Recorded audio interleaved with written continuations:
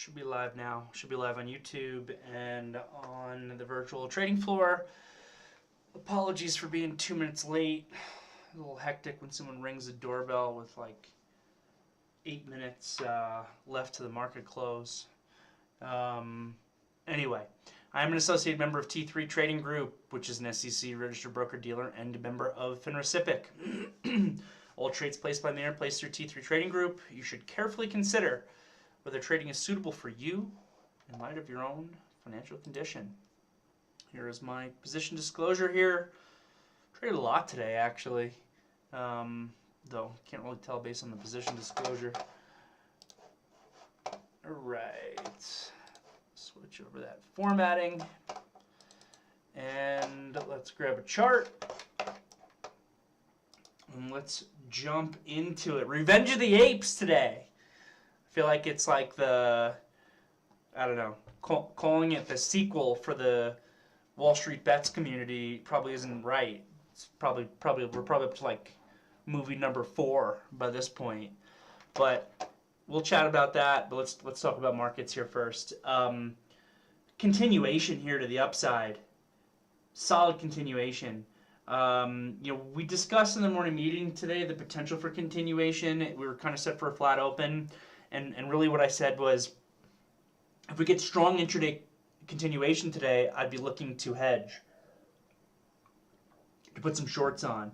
And the spot where I was thinking pre-market about maybe considering to look for shorts and look for hedges was right here, actually, 456.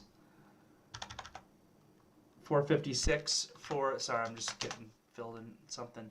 456 for the SPYs, and for the Qs, I think I mentioned even starting at like 363 to 364. The Qs gave that opportunity early on in the day here into this move. You know, if you were looking at 363, this is where we were starting to get a little bit extended on the daily chart to the point where I would start to look to kind of hedge the longs that I actually have.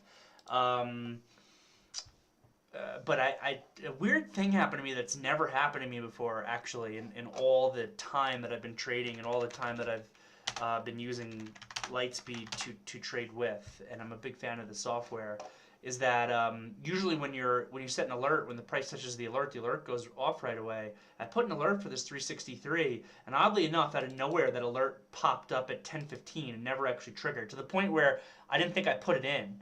I was like, oh, I must have accidentally not put my alert in at 363, and now we're down here, and I'm annoyed at myself that I didn't hedge, because this is like a nice little shooting star into extended time frame. Sorry, into extension on this small time frame. Corresponding to the degree of extension that I was looking for on the daily chart to potentially begin to hedge. So I was annoyed at myself when I didn't do that, and then I was especially annoyed at myself when that headline came out. Well, the headline actually came out at 11 o'clock. So intraday here, we got this pullback, and I was telling folks on the virtual trading floor, 360 needs to hold for the Qs, and 452 needs to hold for the SPYs, kind of the intraday support that we were establishing. And then at 11 a.m., we saw this crazy headline come out that I still don't know the degree of truth behind it, about some of the people who are part of Ukraine's peace envoy or whatever were poisoned, or some crazy headline like that. And you can see that the market had an immediate reaction to it. And then I was particularly upset that I didn't hedge myself earlier up there in the Qs. And I was afraid that this could be Brandon saying to me that he read a headline that it was actually earlier this month and not today. But the market certainly reacted to it. You can see the volume, and that's when the headline hit our news wires for sure. So volume comes in, market starts breaking down. I don't got my Q hedge on, so that's when I actually decided to uptick the UVIXI here, which normally, and I was talking about this a little bit in the VTF, I normally think that UVIXI is a terrible product to go long. Like, normally, if you think that the market's going to go down, I think you're better off actually looking to short the market, or maybe even short a leveraged ETF for the market, than actually buying UVIXI. The time decay on this is just makes it such a terrible product. The only time I think that UVixie is good to have as a long is if you are expecting a very fast, rapid decline in the market, as opposed to if it's going to be slower, then this thing might not go up because the time decay could continue to bleed out. But if you can get like a very fast, rapid move from the market, then this thing can potentially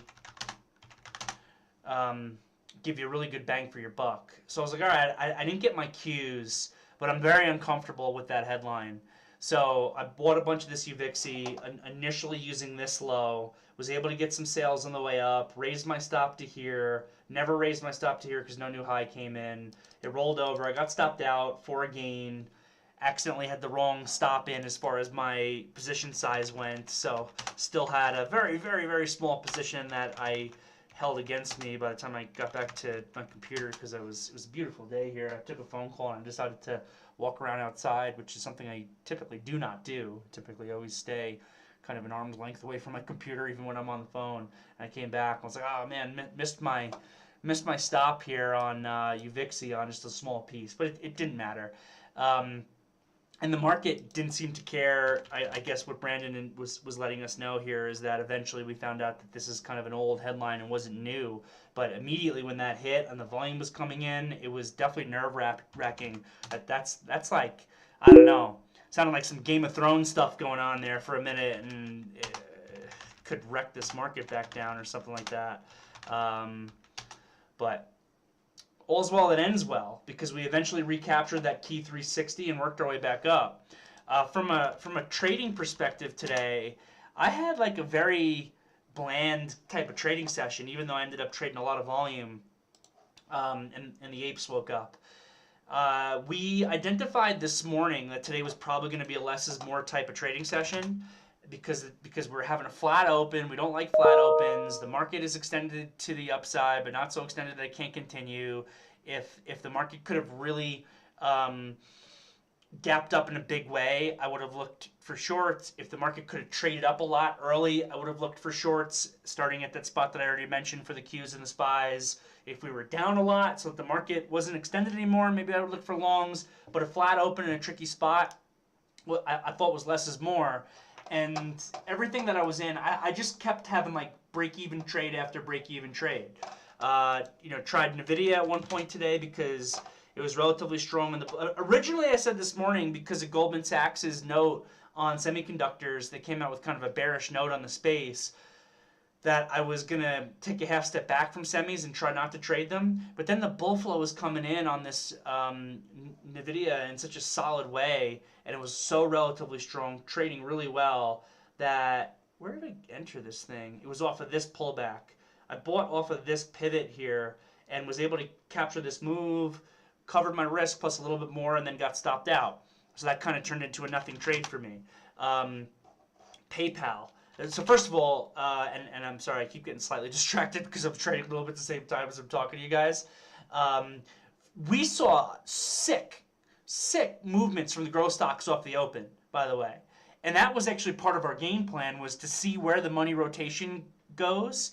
And immediately looked like, all right, growth stocks. I know a lot of you guys brought these types of stocks for trade ideas to the table in the morning meeting today. PayPal, Square, Chewy, just kind of a whole bunch of them for continuation. And we were like, okay, you definitely see that the charts here all have these really good consolidations. Like PayPal's the one I have up right now. They all have these really good consolidations. Let's see if today's the day where these things can actually break up and wake up. And look at the opening volume, the opening momentum in PayPal, in Square, in Chewy, Plug, which was one I bought. All of them were looking fantastic off the open, and then just gave no follow through. And what I was talking about was the importance of execution. You got to make sure you get good prices, because that's the difference between good execution and good prices. Is the difference between all of these trades being losers for you, or being break-even, or being small winners. So for myself, I kind of just seemed to be having break-even trade after break-even trade, but it was all on things that failed. Like I bought this Plug, one of you guys brought to the table in the morning meeting today. It's got this inside day and this kind of bullish wedge that's built out and it's not extended. I bought this plug through yesterday's high with a buy stop. I was able to just barely, literally at 28.74, nick my one-to-one kick, and then I ended up getting stopped out of that on a break-even trade. Even at NVIDIA, decent execution on this. Was able to capture this move. Trade fails. Break even to small winner on that one for me. PayPal. I missed the initial PayPal move, but this is exactly where you would want to see it pivot if it was going to give continuation. So PayPal pulls back, ticks the ADMA. I usually like some sort of hammer into equilibrium or an inside and up into equilibrium from an execution perspective, but I just thought that this PayPal looked so good off the open, got extended, pulled back to the ADMA, daily chart looks fantastic. I'm like, I got to get my hands on some of this. So I bought a little bit of PayPal. I don't remember exactly what price, but good enough of an execution on it off of this pivot to be able to get my risk covered. Then I get stopped out, more or less another break-even trade.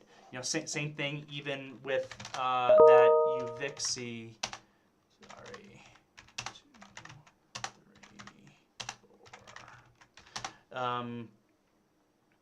Same thing there with that kind of UVixie trade that I was in. I was able to execute it well enough where I didn't lose money in it. Was able to, be up a little bit in it and then whatever. So that's the point that I'm trying to get across, is the importance of execution. So, but then, what a crazy day. We started this day where it looked like there was money rotation out of value and into growth.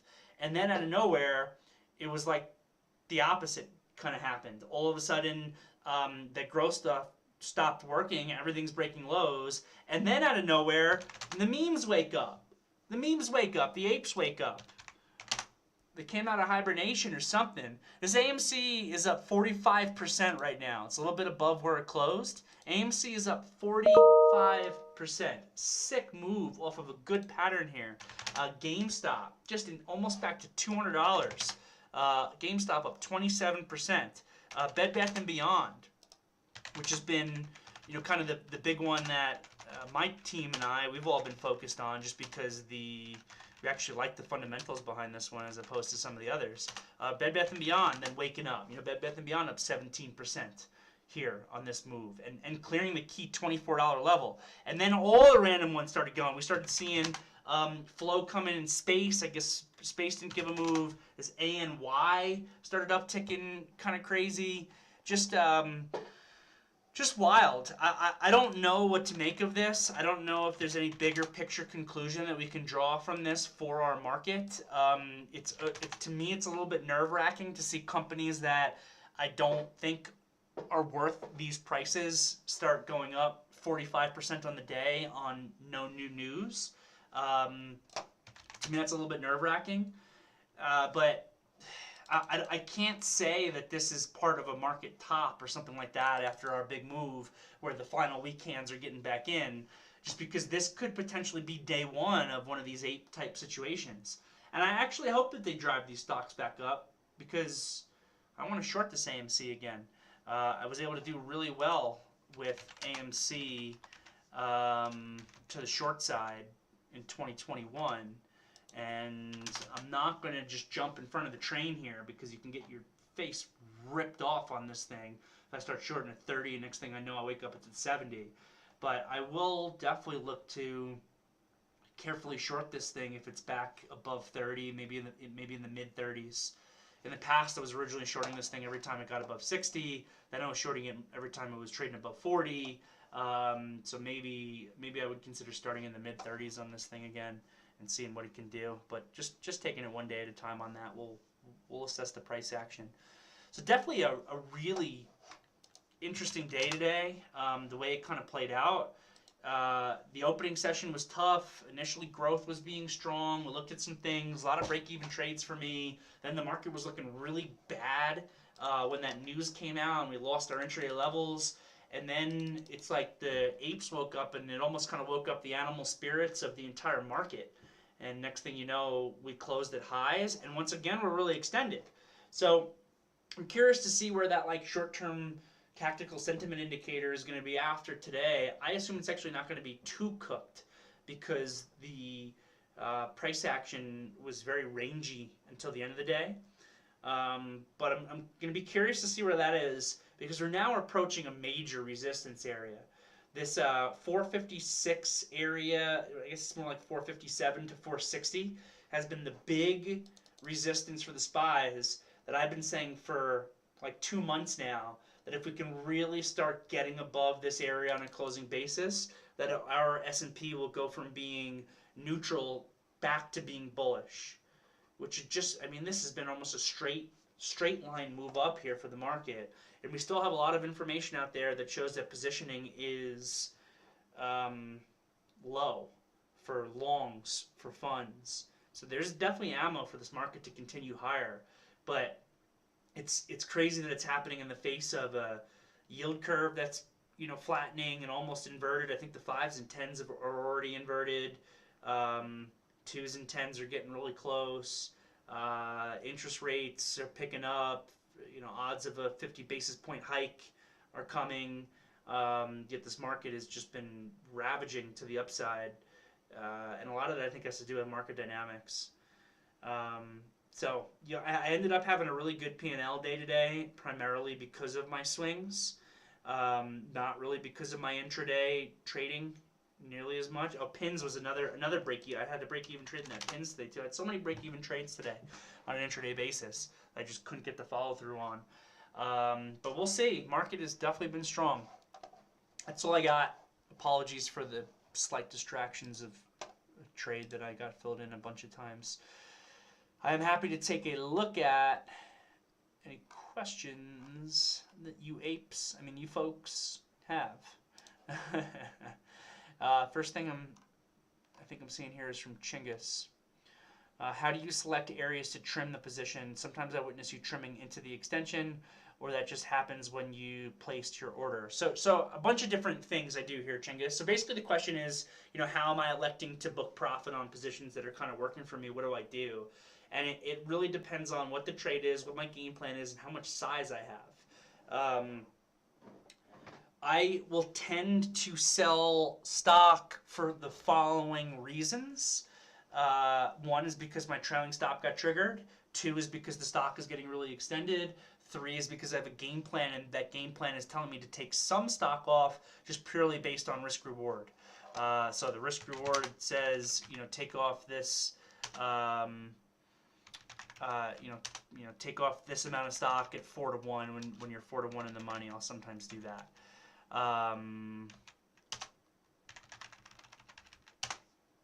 Sorry. So that's really it. But part of it definitely depends on my size. Like if I'm really heavy, I love, you know, if I've got a 10,000 share position on, I love to just like, you know, take off a couple hundred shares here and try to rebuy that 200 shares 10 cents lower, and just see if I can do that over and over and over again, and kind of just work the position back and forth for cash flow, and, you know, be able to put whatever 10 to 50 bucks in my pocket, and kind of do that consistently. Sometimes as these stocks range out, especially midday, but then if I sell 200 shares of a 10,000 share position and the stock is going without me, and I don't get to rebuy that 200 shares, it's not the end of the world to me either, because I still have a big enough of a core position to be able to really continue to get paid if continuation happens. That's a strategy that I love to do. It's not a strategy that everyone can do, because you have to have enough of a position for it to make sense to begin with. But that's definitely a lot of the variety of reasons that I might sell stock as it's working for me. But, you know, what you really should be doing, and this is what I always advocate for, is to have a game plan before you enter that trade, and then just follow your game plan. And, you know, the thing that you guys have definitely heard me advocate for is just play with Excel spreadsheets. The market's closed, get out there, play with your Excel spreadsheets, figure out the different ways that, you know, if this is my position size and this is my risk, what are all the different things I can do that are going to positively impact my P&L? How could this negatively impact my P&L? And just play with all these different game types. It's a great way to kind of expand your thought process as far as trading goes, because game planning is a huge part of success. Game planning for reward maximization. Yeah, Gavin, that's what he meant. Trimming it when it's working for me for book and profit. Uh, from Stephen G, how do you distinguish rather to go long through a level versus dip buying? Sure, so it definitely depends on the stock. Um, basically the question is, broadly, the idea in trading is we want to buy low and sell high, right? But what's wrong with buying high and selling higher? That's the same as kind of buying low and selling high. It just, that was a low price after it goes up much more, right? So one thing is kind of doing a dip buy situation. Another is buying high to sell higher is more of a momentum buying situation. For me, it definitely heavily depends on the trade and the type of stock. So like these growth stocks that we're in, that who knows what the heck some of these things are worth.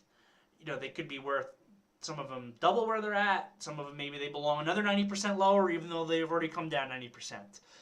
Really hard to do any type of valuation exercise on like growth stocks.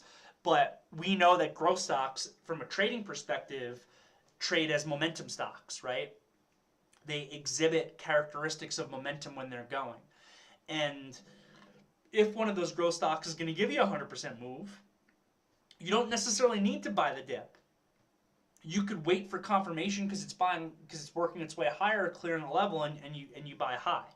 That's what I like to do with a lot of these types of ones that got brought up this morning, like a PayPal is just kind of an example.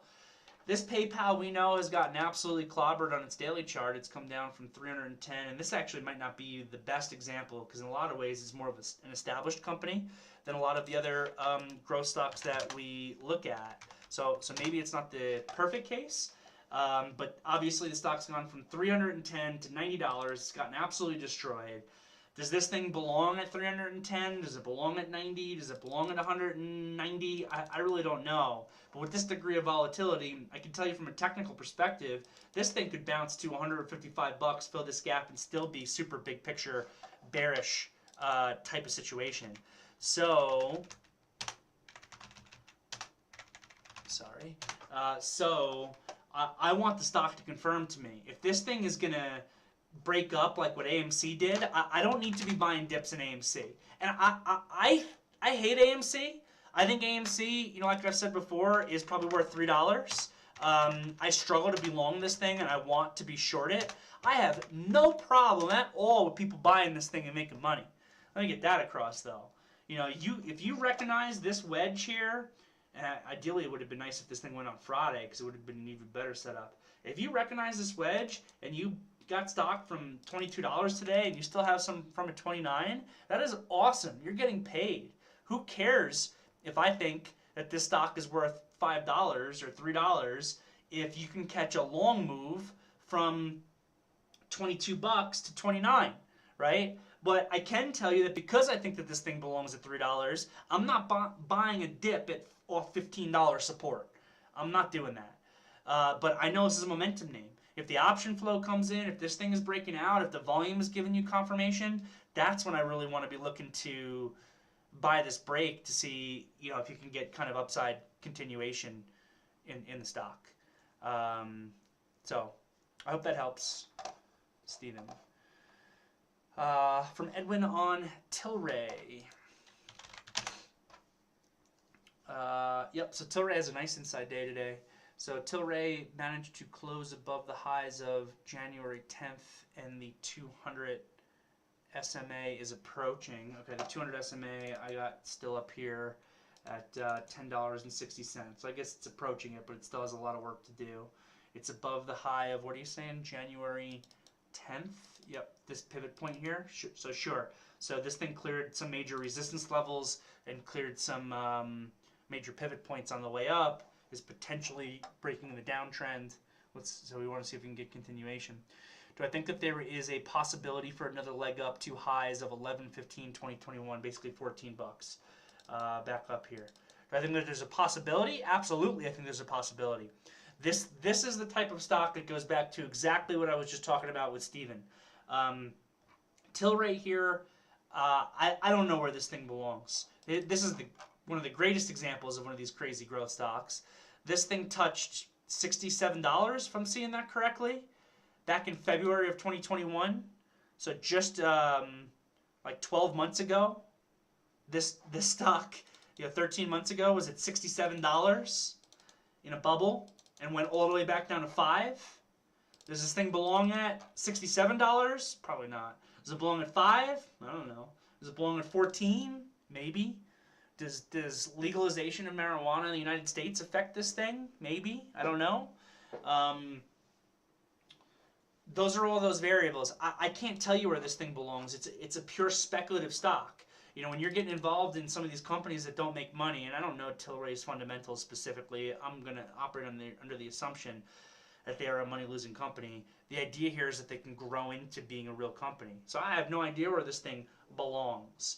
But when the momentum's coming in, when the volume's coming in, when it's giving you confirmation, that's when you want to be long it. So can this thing work up to 14? Sure. Could it go to the 200-day? Sure. Could it go right back to $5? Sure.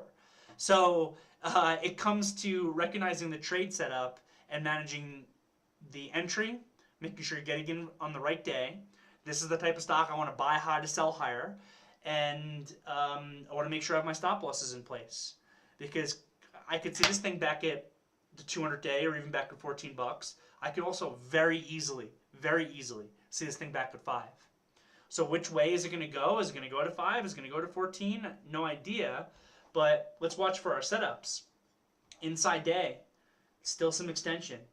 Can momentum come back in and break this inside day to the upside so it can make another leg?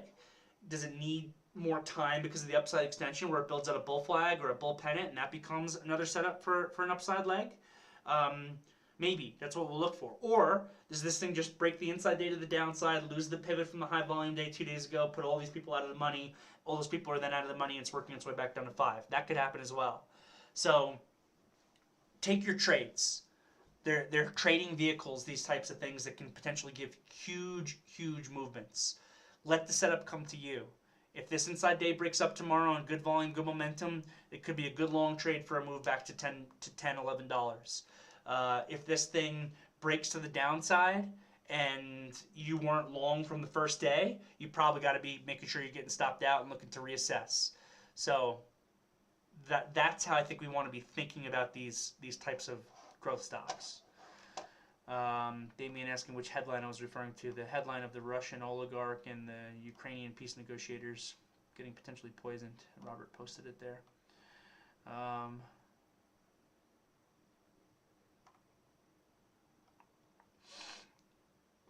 From Ross Bryan on YouTube.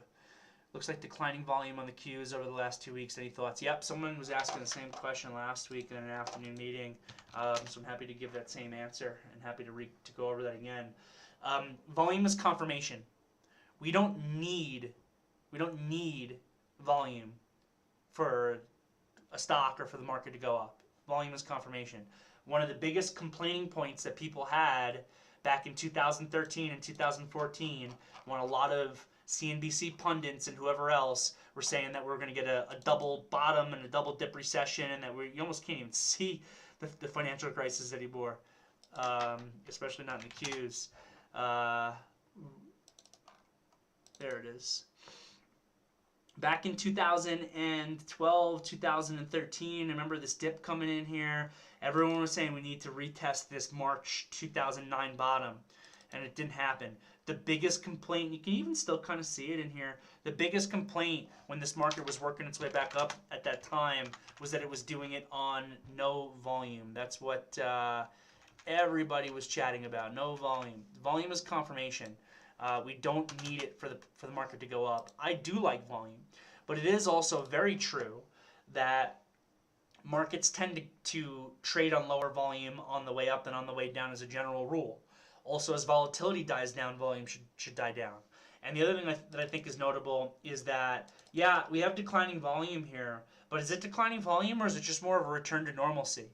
Because this volume that we had for most of 2022 was unusually large because of the volatility and because of the fact that it was a down market, and markets tend to have more volume on the downside than they do on the upside.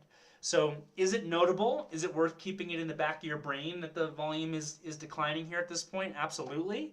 But I would not just come in and start shorting the market because you don't have this volume confirmation yet at this point.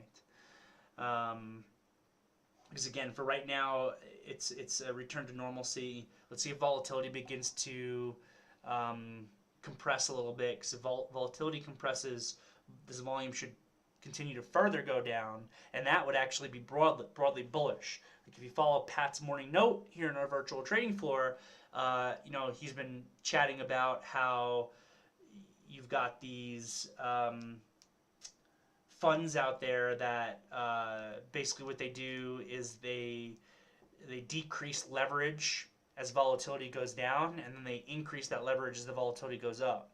So you could, I'm not saying this is what's going to happen, you very well could get a market environment here where your volatility decreases, which is also going to cause the volume to decrease, but that creates an underlying bid from this market, from some of the funds out there that just do this stuff automatically, and we can continue to go up on further down volume. So I hope that helps. Next from Terry Jones, if you have a minute, can I comment on Juniper? It seems relatively strong on the market. Okay, it's been off my radar. Sure has been. Wow. This would have been great to have on the radar on Friday. Beautiful breakout. I love when stocks give bullish consolidations right in front of resistance levels. So you got this resistance level at 36, and it gives this great bullish consolidation right in front of it. It's like a small consolidation in the upper portion of the big consolidation. I love that. I love that. And that is what happened here before the breakout on Friday. This would have been a great buy through this area between like 35.70 and 36 on Friday. Now it's extended, 2 big up days in a row. Would not be buying it tomorrow, but definitely keep it on the radar for a new setup. Maybe you can get a pullback and a retest at 36. That could be a viable opportunity, something like that. Absolutely looks fantastic with relative strength, though. From TG, can I explain a 1, 2, 3 play? Sure. So basically what it is when you have momentum, rest, and continuation of momentum. Usually the rest is through an inside day. So I forever have been calling that an inside and up momentum trade. So it's you get a big upside move, you get the rest is a breather, it lets the moving averages catch up, and then the next day is when that volume and momentum really resume. So maybe, just maybe, like a Tilray that we already looked at, not a perfect example because this kind of had 2 big days in a row here, but like big day on Friday, rest day today, there's a potential of an inside and up continuation of momentum through yesterday's high tomorrow. So it'd be something that's worth paying attention to. And that's kind of what we're talking about. I had always called this, again, momentum continuation of an inside and up. I guess Sami Abu Saad, who is a really solid trader and T3 contributor and you know focuses on what's called the pristine method, he calls the exact same thing a 1, 2, 3 play, which is someone here in the virtual trading floor pointed out to me recently. Like, oh, Sammy calls it a 1, 2, 3 play when I was describing it in a meeting somewhere, and I like that. I like it's a much easier, simpler description of the same thing that I've been describing with a lot more words for a long time. So we've started to utilize that exact same terminology. Basically, momentum, rest, ideally with an inside day, continuation of that momentum through the break of the inside day high. So I hope that helps. TG. From Brandon, if you evaluated sock sell versus rig daily chart setup for tomorrow, do you have one that you favor over the other, and if so, why? So before I even look at the charts, and I don't know exactly what those charts look like after today, I always want to start with kind of my fundamental bias. And I don't really have a fundamental bias too much on the semis. I kind of have, I guess, a little bit, and it's been to the bull side, and it's mainly just been on a supply and demand type situation. There is a tremendous amount of demand for semiconductors, and your sock sell is just the ETF. So you don't even necessarily have to pick and choose. AMD, NVIDIA, those are going to be your higher multiple, more speculative plays, but you know, a lot of people tell me they have a better product, or an Intel, which is a cheaper play. So if you're getting involved in sock sell, you potentially have some exposure to kind of all the different plays in the semi space. So I guess I lean towards a bullish thesis for energy. Sorry, for semis. For energy, I also have a bullish thesis, big picture, but smaller picture, I actually don't. What I've been talking about with energy, and I'm avoiding typing the chart up yet because I don't want to look at the charts. I want to do this first. My thought process with energy is we already had a bullish thesis for it. That bullish thesis got fast forwarded because of the Russia-Ukraine situation. If there is a chance that we get some sort of resolution towards that, or something else comes along like the Iranian deal or something like that hits, I think that sector, which has had a lot of volatility, could give us a really good viable dip opportunity. So I'm trying to be really patient with the energy stocks right now to see if that thesis plays out and I can get that viable dip. So I almost feel like I have a smaller time frame like thesis that these energy stocks could pull back, and a bigger time frame thesis that the energy stocks can continue. So what's my bias? My bias on SockSell is neutral to long. My bias on rig is actually going to be down first and then up. That's all in my brain before I look at the charts. Now let's look at the charts. SockSell looks fantastic. This thing looks fantastic. You got this nice level here at 42 bucks. It took a rest day yesterday, kind of what we were talking about, a little similar to a 1, 2, 3 like we were just talking about, but also a little bit different because it was not an inside day. It was a little bit weak at one point this morning. Bounced off the ADMA. We had no extension on this thing and closed right at this resistance level. I love how this thing looks for potential of continuation tomorrow. Give me 1 second here.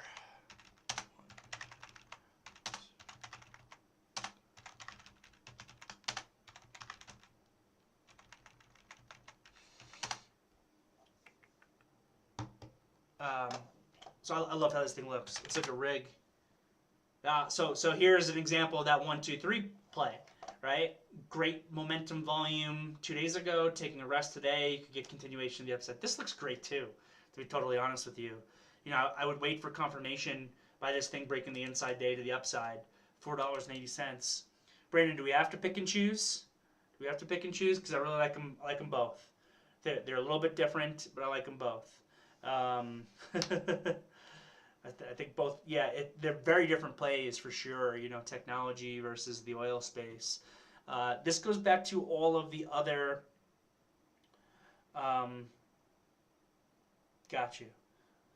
So you probably like this rig more, I feel like is what you're telling me. So a lot of this is going to come down to also paying attention to our smaller time frame relative strength and relative weakness, which is kind of what I was saying even for this morning. You know, this morning I was like, let's see what acts strong. Market's in a tough spot. Let's see after the market opens what acts strong, and we can try to get involved with that. So I think that same thought process applies here for rig versus the semis. So let's see what trades with relative strength. Thanks for the question, Brandon. From Gabriel, do you recommend being hands-off at the open on days that there is no edge? Even more if the market is at a tough spot, maybe wait for direction after. I feel like the opens lately have been whippy. Yeah, 100% Gabriel, and that's what I was trying to get across with even today's trading session, or at least waiting until you have some sort of signal or some sort of understanding of kind of relative strength and relative weakness and how that's going to play out. You know, like a day like today, very hard. Flat open, no pre-market relative strength or relative weakness really to be able to tell from. A couple of things that had news, but it's Monday morning. There wasn't even much for that. You know, but then I know that the opening momentum trades and growth stock ended up not working, but I think that's what you want to see. Have your alerts out. You know, one thing I love saying in the morning meetings is, hey guys, I've got all these ideas. You know, the bunch of these momentum stocks like PayPal and Square and Chewy all have these setups. They maybe can go today, but I'm just gonna have my alerts out. And if they immediately sell off, like I still have, you know, XPEV on earnings, right? XPEV at 30 bucks. Traded on earnings today, I think. If this thing gets up to $30, it's trading super strong, great. So I'm gonna throw an alert out at the $30 resistance level. And if it gets there and it's showing me relative strength, or the sector's showing me relative strength, or whatever it is, I'm going to try to get in and get paid. And if my alert never goes off, then my alert never goes off, and I'm never even going to get in the thing, and I'm probably not even going to look at it. And that's fine too. So this, you do your pre-market research. You don't know what might go. Have your alerts out. Let the market tell you what's going after 9:30, and then you can look, to see what kind of trade, what kind of follow through you can get. So yeah, hope that helps. From Jackie, Twitter, Snap, Facebook all have inside days on the daily chart, but the 8 and 21 EMAs on the daily are sloped differently for each ticker. Could you please go over some of the 8 and 21 EMA slopes you're looking for in the daily chart and what you're looking to see from these EMAs? Yeah, I don't look at the slope of the 8 and 21 as much. Sorry, just give me 1 second here again.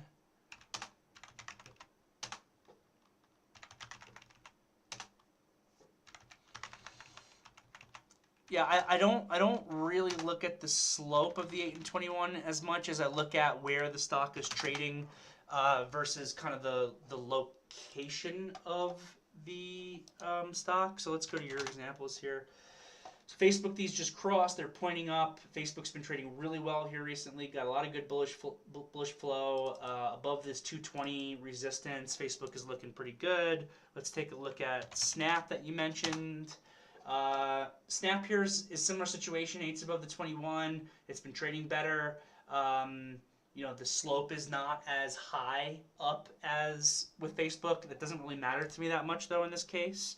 One thing that we do pay attention to, and Pat brings it up in his morning meeting sometimes, is he also does like to pay attention just in terms of extension on the distancing between the 8 and 21 EMA. But again, this kind of goes back to extension. So as long as this is not extended, and as long as this is not extended, which it is a little bit, it doesn't matter to me as much. What I care more about is the distance on where the stock is trading versus where that equilibrium area is, and less about the actual slope of that moving average. I care more about slopes when it comes to the 20, 50, and 200 SMAs.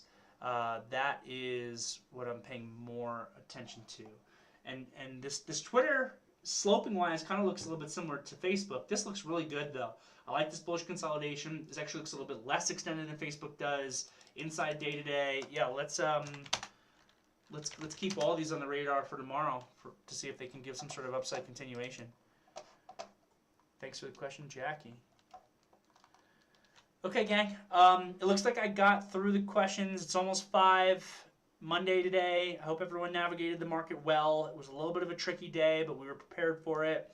Some of the swings that we've been focusing on gave good upside continuation, so I hope people were involved in those. New executions today were a little bit trickier, but overall another win for the Bulls, and definitely worth paying attention to what's going on here with the Apes potentially waking back up from their slumber. So have a great night, everybody.